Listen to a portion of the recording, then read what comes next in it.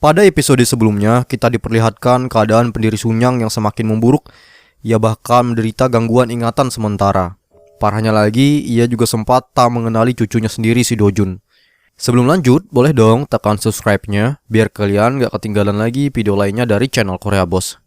Pada episode 12, diawali dengan scene direktur rumah sakit yang sedang bersama istri dan menantu pendiri di ruang tunggu rumah sakit. Ia menerima kabar tentang kondisi pendiri yang semakin mengkhawatirkan. Nenek yang mendengar percakapan direktur lewat telepon itu langsung tambah khawatir dan curiga dengan kondisi suaminya. Namun direktur masih merahasiakan keadaan bosnya kepada istri pendiri itu. Setelah sampai di kamar, direktur lalu mendiagnosa gejala baru yang dialami kakek. Rupanya benturan keras yang terjadi pada saat kecelakaan membuat sakit lamanya tambah parah. Selain hilang ingatan, kakek juga akan sering mengalami kebingungan serta halusinasi. Hal itu terlihat saat kakek yang bersiap untuk pergi ke rapat dewan hanya dengan mengenakan boxer saja. Dan ia juga lupa kalau saat itu masih pukul 9 malam, yang artinya rapat masih belum dimulai. Keadaan kakek ini membuat Dojun khawatir jika kehadirannya dalam rapat dewan menjadi batu sandungan. Ia lalu meminta kakeknya untuk beristirahat saja, meskipun kakek tetap bersikeras untuk ikut. Dojun lalu pergi menemui Mason. Ia perlu rencana lain untuk memenangkan kursi kepemimpinan Sunyang, meskipun tanpa kehadiran kakek. Cara satu-satunya adalah lewat pemungutan suara dari anggota dewan. Namun Mason berkata jika Song Jun sudah lebih dahulu melobi suara mayoritas anggota dewan. Artinya rencana kedua berpeluang besar mengalami kegagalan. Malam itu Dojun menemui Song Jun berbicara panjang, yang intinya Dojun ingin kakak sepupunya itu menyetujui pembangunan induk perusahaan keuangan Sunyang pada rapat esok hari. Dan Dojun juga sudah tahu siapa dalang dari pembunuhan yang membuat cucu sulung ini panik setelah mendengarnya. Esok hari di mana rapat dewan akhirnya dimulai, Mason kali ini bertugas menjadi pimpinan sidang. Agenda pertama ini membahas kesetujuan mereka terkait pendirian perusahaan induk keuangan. Voting pun dimulai. Jumlah anggota dewan yang setuju rupanya hanya beberapa saja. Namun tiba-tiba Song Jun angkat tangan, diikuti juga oleh beberapa anggota lain yang sudah ia lobi.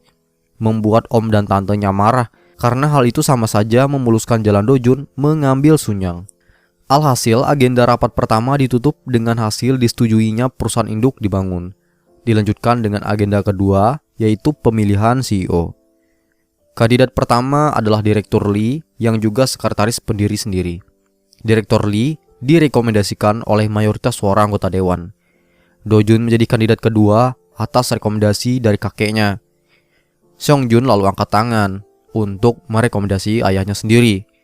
Ia lanjut menghasut para anggota dengan berkata, jika Dojun menjadi CEO, jelas anggota dewan yang umurnya tak lagi muda itu akan disingkirkan. Begitu pula karyawan-karyawan yang lain. Karena Dojun ingin merestruktur Sunyang menjadi muda lagi. Berbeda dengan anak pertama yang bisa menghargai anggota dan bijak serta punya pengalaman jauh lebih banyak dari Dojun. Jelas saja hal ini membuat Dojun terpojok, serta anggota dewan mulai tertarik untuk menaruh suara ke Jin Yoon Ki si anak pertama. Ia lalu berbisik ke Dojun dan berkata bahwa ia sudah tahu keadaan kakek yang sebenarnya, serta tidak akan membiarkan sepupu bungsunya itu terpilih sebagai CEO. Dojun gagal menjadi kandidat karena dewan sudah menaruh pilihan mereka kepada Yoon Ki dan Direktur Lee sebagai kandidat CEO-nya. Saat palu akan diketok, tiba-tiba saja kakek datang, membuat si isi ruangan terkejut dengan kehadiran pendiri Sunyang yang mereka pikir masih terbaring koma. Singkatnya, berkat kehadiran kakek, anggota rapat merubah dukungan dan membuat Dojun akhirnya terpilih sebagai kandidat pimpinan, didampingi Direktur Lee sebagai kandidat kedua. Di rumah sakit, nenek memarahi direktur yang membohonginya terkait kesehatan pendiri, membuat direktur flashback mengingat permintaan terakhir pendiri untuk memberinya waktu selama 2 jam agar bisa menghadiri rapat. Meskipun direktur sudah memberitahu efek berbahaya obat yang akan ia beri, kakek tetap bersikukuh dengan keputusan dan mengabaikan resiko tersebut. Usai rapat, kakek lalu berpamitan dengan seluruh anggota, tak terkecuali ketiga anaknya yang berpura-pura bahagia dengan pulihnya ayah mereka. Song Jun dengan licik memancing sakit kakeknya dengan menanyakan pertanyaan tentang kapan peristiwa penting perusahaan di masa lalu terjadi. Alhasil sakit kakeknya itu kumat, membuat Dojun lalu tergesa-gesa membawanya pulang. Di lift, kakek bahkan kencing di celana, membuatnya tambah sedih setelah sadar sakitnya semakin parah. Dojun yang tak ingin CS dalam lift tahu kejadian itu langsung menumpahkan baskom air di dekatnya. Ia lalu membersihkan air kencing itu. Kepada om dan tantenya, Songjun menceritakan keadaan pendiri yang sebenarnya.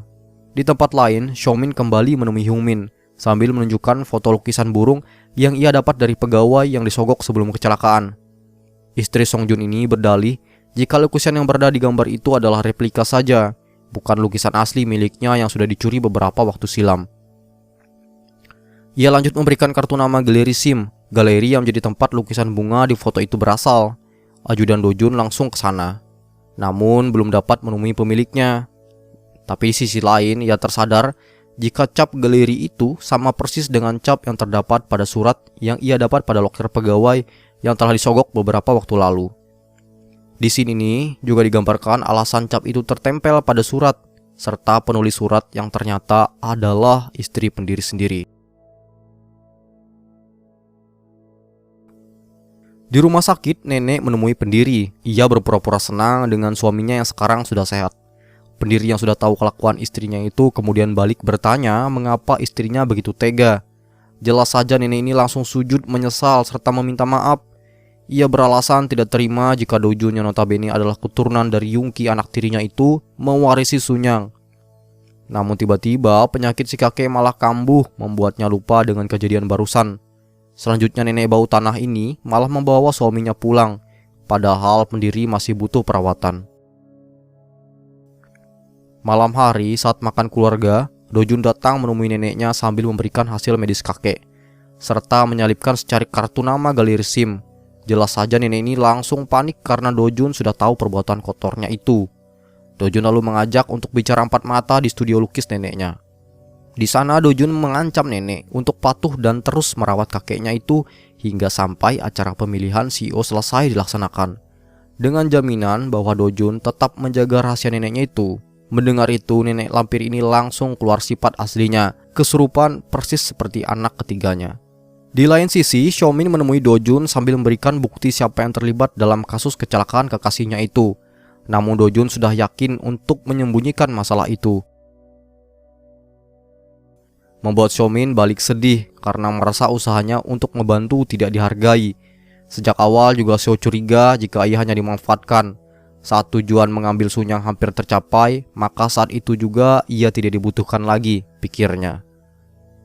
Songjun menemui mertuanya meminta untuk menyebarkan rumor negatif terkait pendiri Sunyang lewat koran harian mertuanya. Hal ini langsung berpengaruh negatif terhadap kakek Dojun itu, dan juga secara tak langsung bisa mempengaruhi hasil rapat dewan nantinya. Saham Sunyang Motor turun drastis, apalagi penjualan mobil terbaru mereka juga diprediksi akan mengalami kegagalan. Ini mengakibatkan posisi kakek sedang tidak baik-baik saja di mata anggota dewan serta pemegang saham. Mason dan Dojun memikirkan rencana lain agar rapat dewan bisa segera selesai sesuai dengan rencana mereka. Rapat pemegang saham akan dilaksanakan pada bulan Juni 2001. Ia teringat bahwa tanggal itu bertepatan dengan aksi demo besar-besaran di Korea. Seolah-olah punya rencana brilian lagi untuk dilakukan. Drama pun akhirnya bersambung. Nah, bagaimanakah nasib Dojun pada perusahaan Sunyang? Saksikan di episode selanjutnya.